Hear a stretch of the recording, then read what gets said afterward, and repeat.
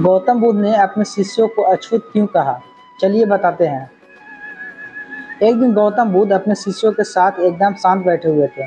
उन्हें इस प्रकार बैठे हुए देख शिष्य चिंतित हुए कि कहीं वह अस्वस्थ तो नहीं है। एक शिष्य ने उनसे पूछा कि आज वह मौन क्यों बैठे हैं? क्या शिष्यों से कोई गलती हो गई है? इसी बीच एक अन्य शिष्य ने पूछा कि क्या वह अस्वस्थ हैं? पर बुद्ध मौन रहे। तभी कुछ दूर खड़ा व्यक्ति जोर से चिल्लाया, आज मुझे सभा में बैठने की अनुमति क्यों नहीं दी गई है? बुद्ध आंखें बंद करके ध्यान मग्न हो गए।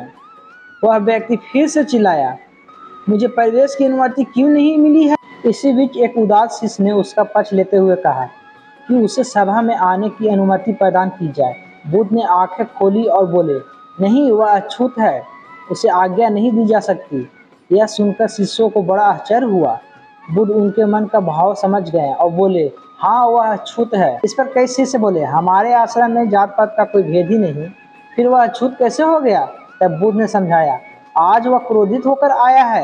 क्रोध से जीवन की एकाग्रता भंग होती है। क्रोधित व्यक्ति प्रायः मानसिक हिंसा कर बैठता है।